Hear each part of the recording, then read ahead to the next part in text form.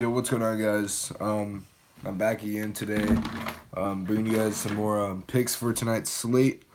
I'm really liking tonight's slate. I typically don't play a lot of small slates, but recently that's where I've been finding all my success. Sorry, I flipped the camera down. I was just trying to pull up my browser because I set like my camera on my laptop. But I'm just gonna give it a few seconds to let people roll in. I understand it's been a while since I've done like videos, so it's gonna take people more than like usual to like come in. Kind of waiting for everybody to go ahead and come in. Say what's up. If you got any questions, go ahead and let me know. Sorry the content hasn't been coming. I've just had like finals week, trying to get all my grades good for like school. My professors have been on me. That's pretty much been like the reason why like the uploads kind of like slowed down. But throughout break, I should be good. I should have a lot more like videos for you guys and all that stuff. But yeah, I really like tonight's slate. Tonight's slate is looking like a snack, if you know what I'm saying. It's looking real good. I'm just gonna give everybody like a few like moments to go and roll in. If you're in here, go ahead and say what's up, so I know like people are rolling in.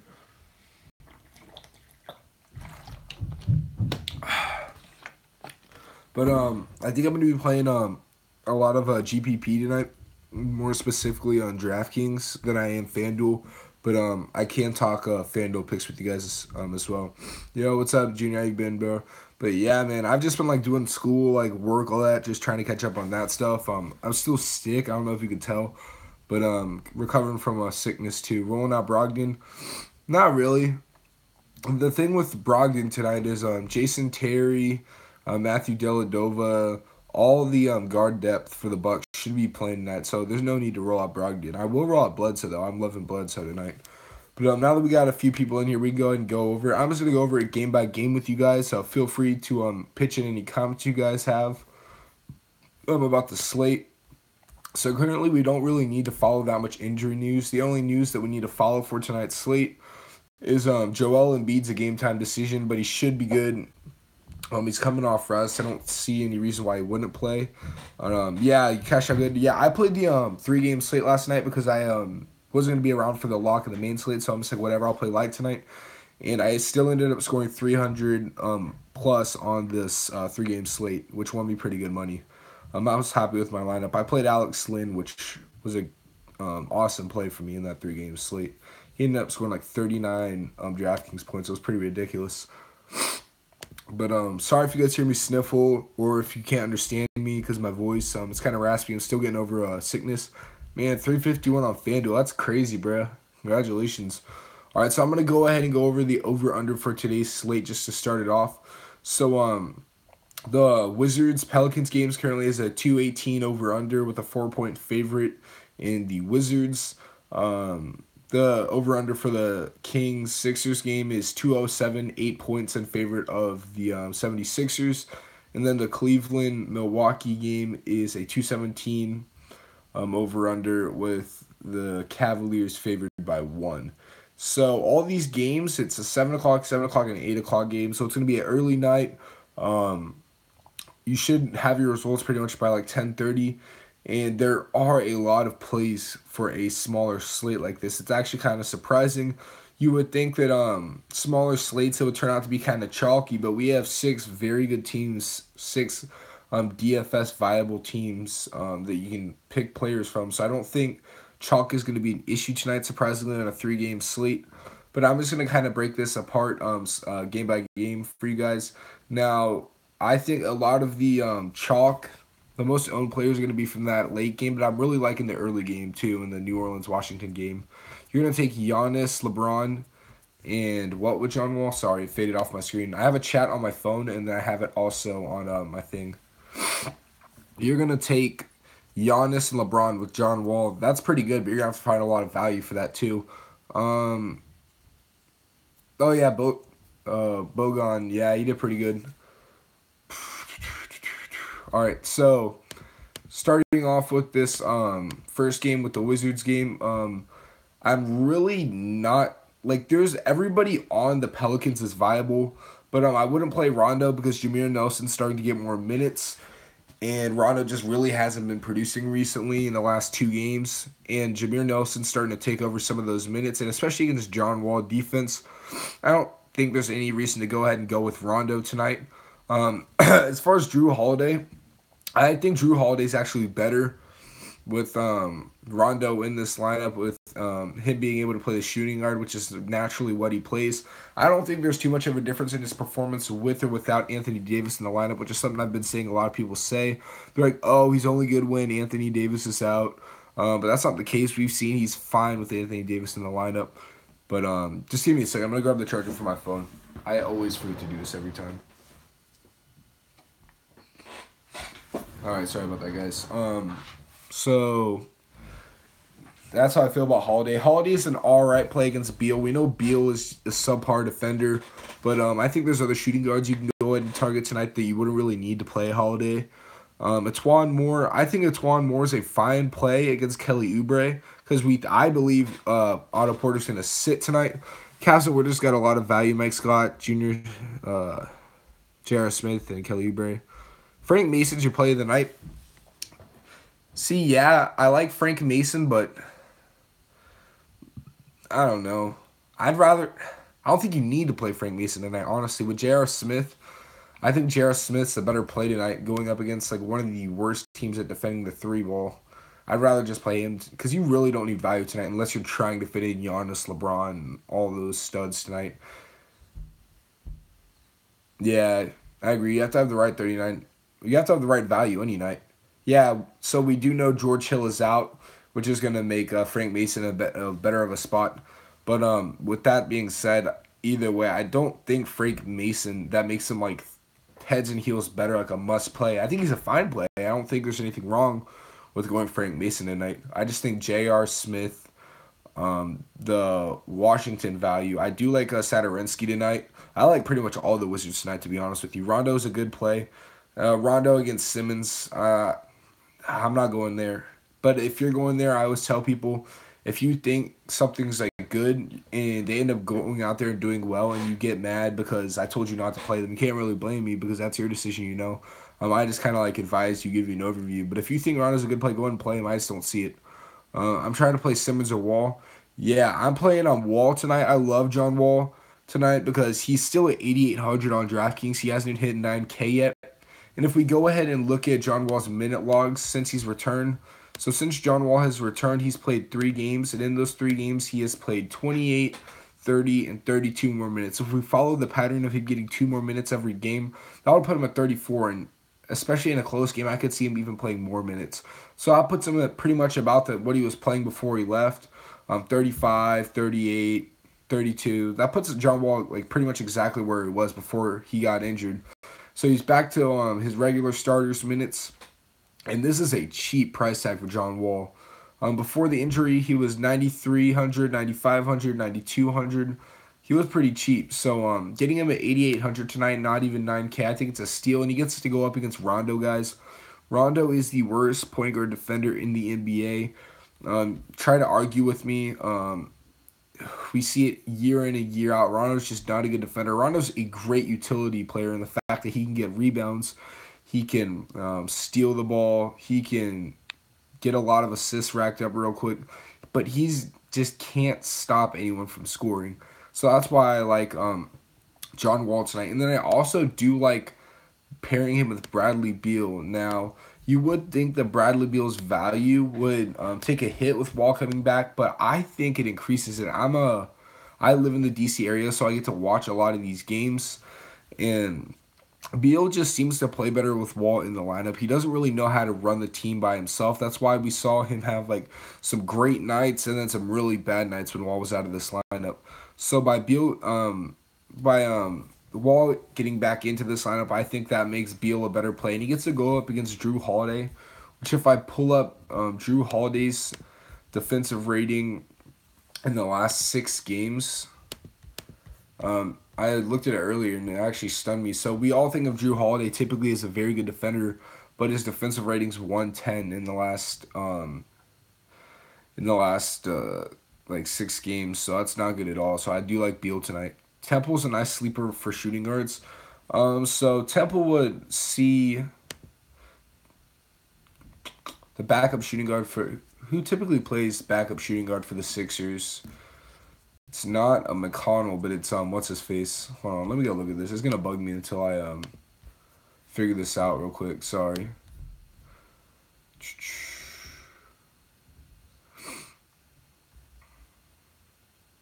Yeah, exactly. Robin and Batman. That's a really good way to put it. So Jared Bayless is who Garrett Temple would be seeing tonight. So I mean Garrett Temple. Hold on. Yeah, he's in the starting lineup, so he's going to be seeing Covington defense. Never mind, I don't like that. He plays small forward. That's what he's been playing. That's where he's been starting recently. He's been starting at the 3, so I don't really like that. I think Covington's a good defender. But I'm going back to that Wizards game. I like every starter. I think Oubre is in a great spot. He gets Etuan Moore defense, which we know Etuan Moore can't defend for his life. So Oubre should be able to exceed his like 4.9 DraftKings price tag. I don't like Keith tonight. That's my one exception at the Washington starters. I just don't think Markieff Morris has been the same since getting injured. I haven't seen the same flash of aggressiveness, so we'll see. Sacramento will be low owned tonight. How about Kufus? Or Kufos? I don't really know how you say his name. He has to match up with Embiid, so I'm not that big of a fan, to be honest with you, but I don't like it. Yeah, Sacramento could be a good value team, but you also have Washington, who I think has plenty of value plays. So with Otto Porter not playing tonight, that means Michael Scott's going to get more run, I think, personally. And Michael Scott has been playing out of his freaking mind recently. I was watching one of their nationally televised games the other night against the Cavaliers, and the announcers were talking about Mike Scott's 2-point percentage last month. He is the highest 2-point percentage in the NBA in the past month. Or it was field goal percentage. I don't think it was 2-point percentage. It was like 77%, something freaking ridiculous like that. So he's shooting out of his mind. So I do like Mike Scott. He's not even 5K yet, which he scored 30 and 37 in his last 2 games. So going up against Anthony Davis, I'm assuming, because I don't think Keith will be in there long. I think Mike Scott will be coming in and playing a majority of this game. So I do like Mike Scott tonight. Embiid's not a great defender. Kufos, see, I don't know. I just don't like Kufus as a player. Let's go ahead and look at Embiid's defense his last 6 games. Because people often get stuck in this thing of this player's not a good defender, this player's not a good defender. Except for like the players that are known for their defense. Like Rudy Gobert, players like that. Players' defense often like fluctuates depending on like every now and then. So Joel Embiid has a 96.8 defensive rating in his last 6 games, guys. So he's been playing really good defense lately.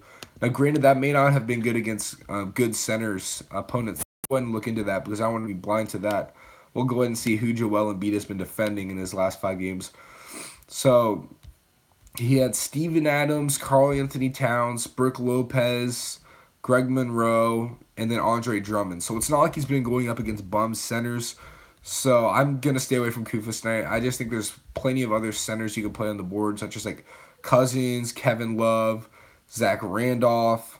Cauley Stein's not a bad play. I love Gortat tonight. Now let me go ahead and tell you guys why I like Gortat. So if we go ahead and look up Marcin Gortat's game log, or how he's done against the Pelicans in the last 2 years, let me read off in his 3 matchups against the Pelicans in the last 2 years. He has a 43, a 36, and another 36. So he's played very well against this Pelicans team. Now I went ahead, I'm like, okay, let me look at how he's done against the Kings. Because, his matchup's going to be against DeMarcus Cousins, who was on the Kings the last 2 years. So let's go ahead and look that up. Versus the Kings in the last 2 years. DraftKings points. All right. So in Marcin Gortat's last matchup with DeMarcus Cousins, he put up 60 DraftKings points. Yeah, I mean, he's a value play, guys. But I think Gortat's a better play, to be honest with you. I don't see the need to go to Kufos tonight because there's so much other value. I wouldn't pay down at the center position unless you're going to Gortat. But that's me. I'm not going to tell you guys how to play your game because, everyone plays their game a certain way. And for me to tell you how to play, that's not really fair. But I just think Gortat's a great play tonight. Nobody's going to own him because he plays like a baby. He's not been aggressive recently from what I've been seeing. He plays like a girl twat, like Cashin calls him. I don't know if you guys know who I'm talking about. But I love Gortat. He absolutely destroys DeMarcus Cousins every time he plays him. And we know DeMarcus Cousins isn't a good defender. If we go look at his defensive rating over the last 6 games, it's at a 115. So that's terrible. Average is about 100. And the higher number is the worse defender you are. I'm thinking about fading Giannis. Take both the shooting guards and grab John Wall. Sounds better. Yeah, I'm all for fading Giannis and LeBron tonight. Now, it's not smart in cash games by any means. Now, LeBron is somebody who's been matchup proof for the last 5 games. He's had like a 74, like 63, 61, 62, 65. Like, he's been killing value. But he hasn't played that well going up against the Bucks. But it's such a risky fade at this point. Yeah, Cash has nicknames for everybody. You're not fading LeBron. No way. Yeah, I haven't faded LeBron at all in the last like 6 games. I've had him every single slate he's been on. But there's gonna be one of these slates, guys, where LeBron just has an all right game, and then whoever does fade him will be that much ahead of the GPP field. Because for every game where he gets another 60 points, that adds like 5% to his ownership for the next tournament slate. So I think tonight, I don't know, because Chris Middleton's been a terrible defender, and I'm pretty sure Chris Middleton's who typically guards them when they play the Bucks, but he hasn't played that well against the Bucks in the first 2 games this season. So I think there is some merit in that. I'm gonna try to fade him and Giannis tonight in one tournament lineup and see how it does for me. I'm gonna do that in the $8 donkey, but man, if if neither one of them goes off tonight, and you have all the other studs, or you went like mid tier, you're in a really good spot tonight. But the odds of them both failing, I don't see it. But if I had to pick one or the other, I would definitely go LeBron over Giannis. But I made my point on Gortat. I think Anthony Davis or DeMarcus Cousins is fine tonight.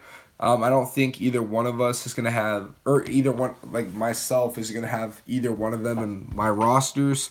But if I had to go one over the other, I'd go DeMarcus Cousins over Anthony Davis, because Anthony Davis could leave at any time, and then Gortat really hasn't been that great of a defender. He's kind of letting people walk right past him. So DeMarcus Cousins should be able to get to the rack easy.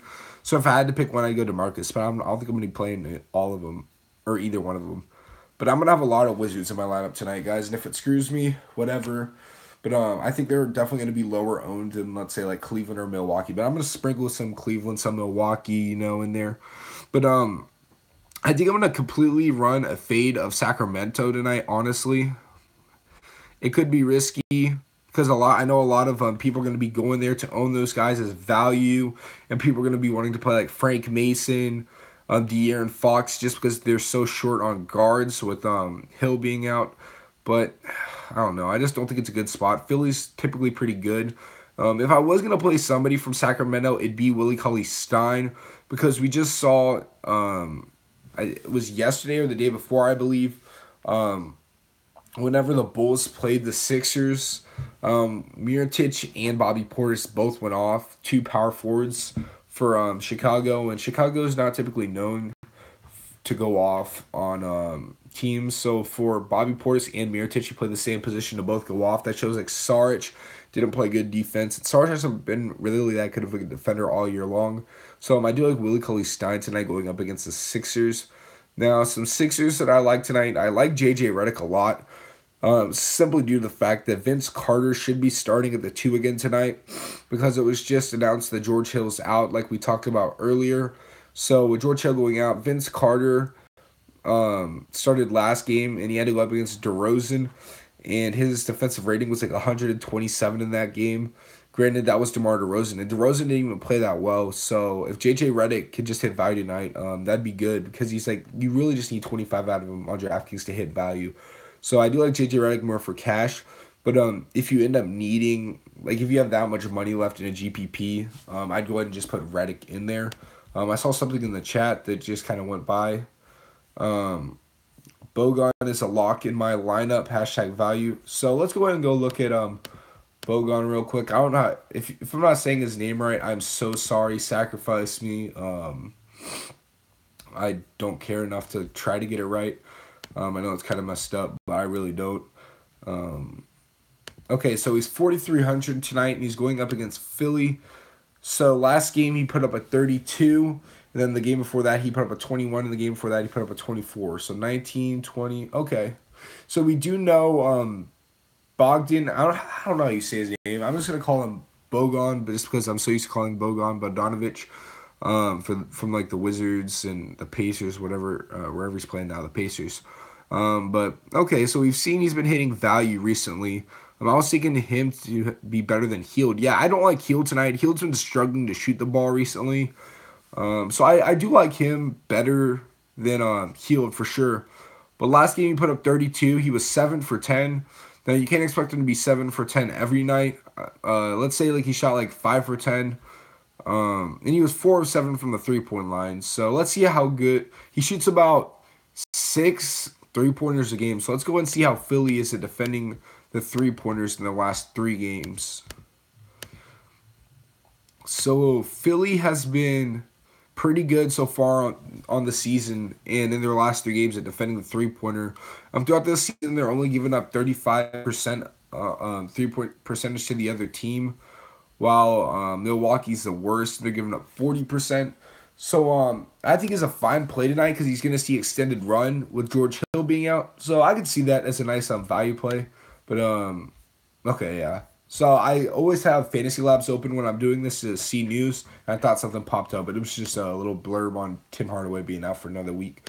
But going back to that game, moving over to Philly, I talked about JJ Redick. I do like Joel Embiid tonight. He's rested, but the rest doesn't mean a lot to me considering he played like 51 minutes that game before that. So, I don't know. We know Trevor Booker's out for this game tonight, which means Embiid would get a little more run because Booker wouldn't be playing for what that's worth. I think Embiid's fine. I think Embiid hits value tonight. And we know Willie Cauley-Stein and Kufos are not good defenders. I could see Embiid having a pretty good night. He's not somebody that I'm going to be playing just because I have Gortat and Kevin Love, 2 other center-eligible players that I like tonight. But Embiid's not a bad play. Is it worth the purchase? No, it's off topic. Is what worth the purchase? Did you say something before that? I'm sorry. Do you use Fantasy Labs? No, so I don't use Fantasy Labs. I use all free resources when I'm doing my research. I don't see the need to pay somebody else to help me win. I think I can do that myself. But there's a bunch of free resources if you just look them up. Use Google. Google's your best friend. Just look up whatever stat you're looking for, and there will be a website for it right there. But I actually have the Twitter feed of Fantasy Labs put up. That's what I was talking about. Sorry about that. I can see how that could easily be confusing.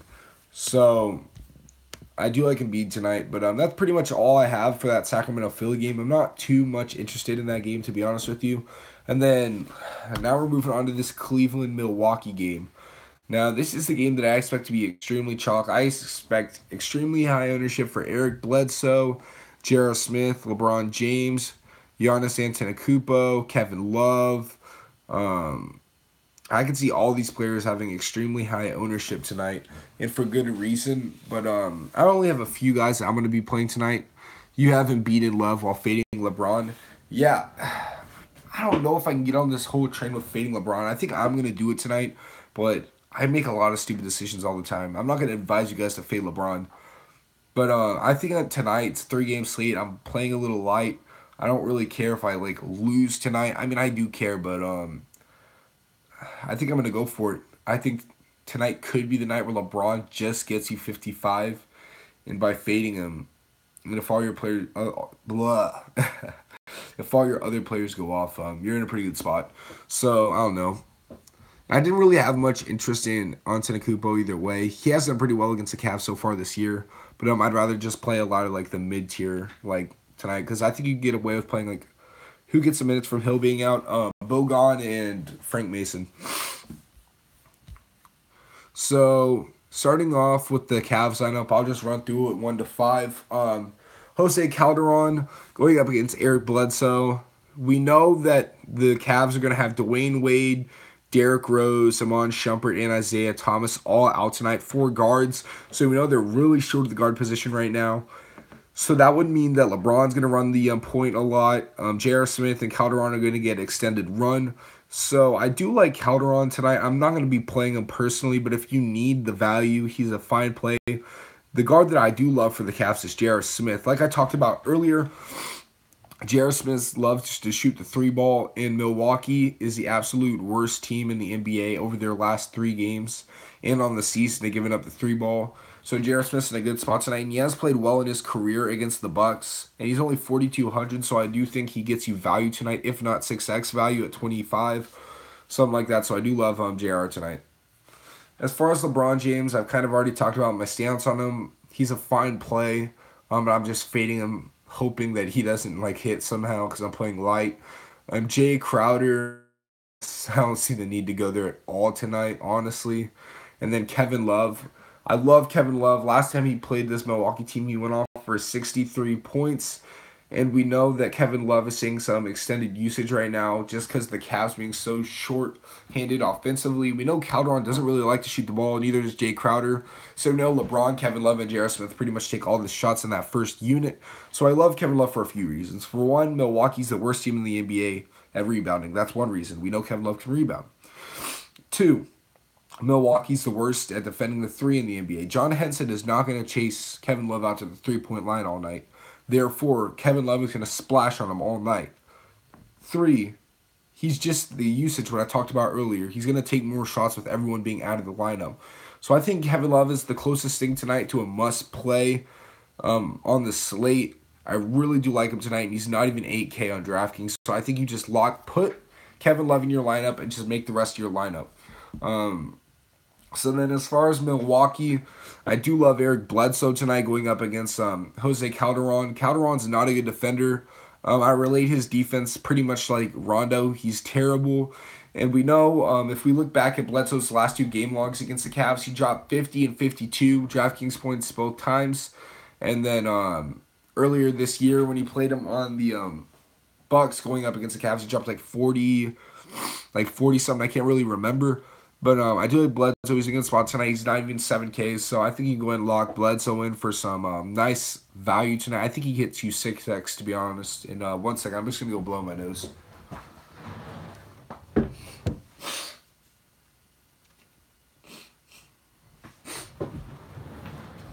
Sorry, guys. I told you guys I've been sick. That's why I haven't been making videos. But I'm trying to pump out a video for you guys today.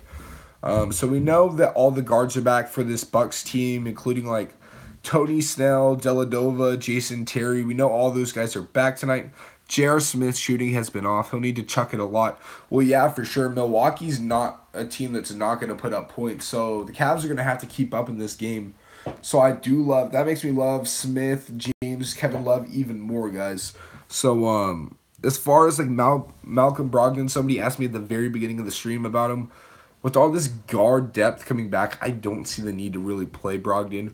I love the price on Brogdon for the talent of a player he is. He's like 4.6 on DraftKings. That's ridiculous. But I can't go there tonight. I think the first unit for this Bucks team is going to have to be out there a lot with the first unit from the Cavs. Maybe Brogdon slots in later in the game for Tony Snell, but I don't know, dude. I just see the offense coming from Giannis, Chris Middleton, and Bledsoe. Brogdon's really been left out ever since Bledsoe's came in.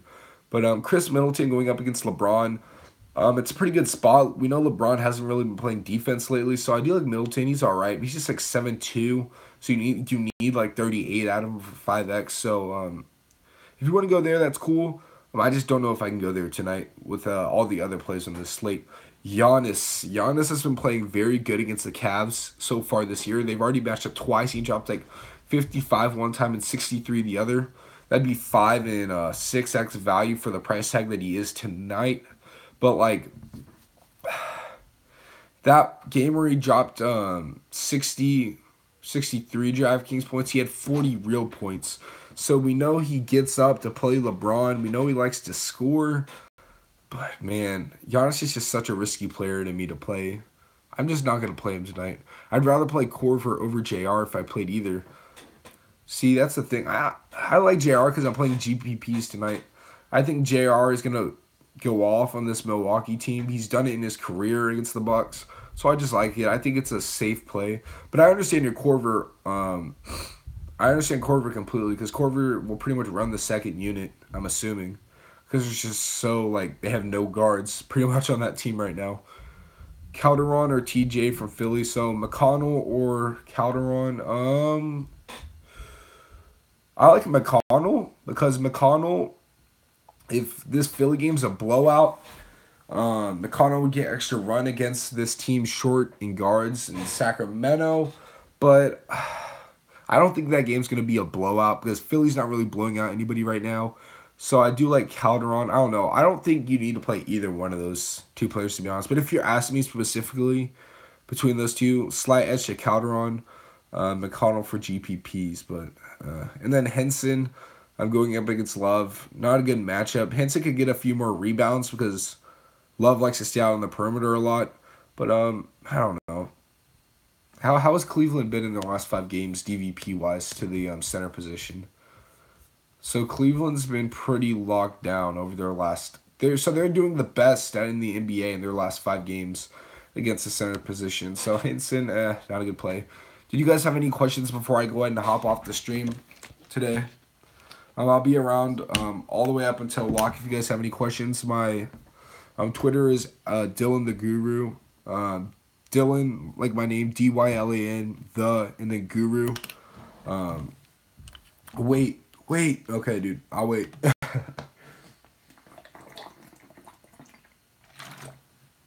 Bro, this is so big, dude. Like, honestly, this is my hand, bro, and then look. Oh my gosh, bro. This thing's huge. Yo, sponsored by Deer Park, guys. You already know. I'm just trying to drink water because, I'm trying to recover from being sick. So they say fluids. It's good for you. I can't find my Twitter. Do you have Instagram? I have an Instagram, but I just have a personal Instagram right now. I don't really have a YouTube Instagram. I'm subscribed now. Catch you later. Yeah, for sure, man. Thanks. I appreciate it. Snapchat, yeah, I'm sorry. I don't have, like, a Snapchat for my YouTube or anything. I don't really give that stuff out because it's just, like, my personal for, like, my real-life friends and stuff like that. I can make one if enough people ask for it, but I just don't have one right now. I'll go ahead and type it in the chat for everybody that's interested. So my Twitter's at Dylan the Guru. There you go. So go ahead and follow me there, guys, if you guys have any questions. What value play you high on tonight? Thanks, Jason. I appreciate it. My value plays. Let me go and look at my lineups I've made specifically so I can just kind of look over that.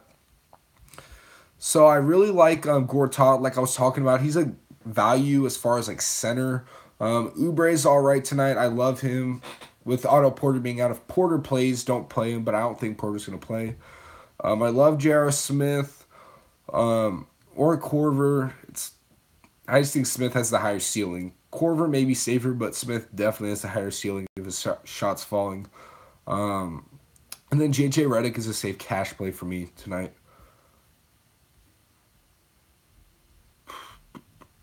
All right, but I think I'm going to go ahead and hop off, guys. I appreciate you guys sticking around. Subscribe if you guys are new. Follow me on Twitter. Hit me up if you guys have any questions.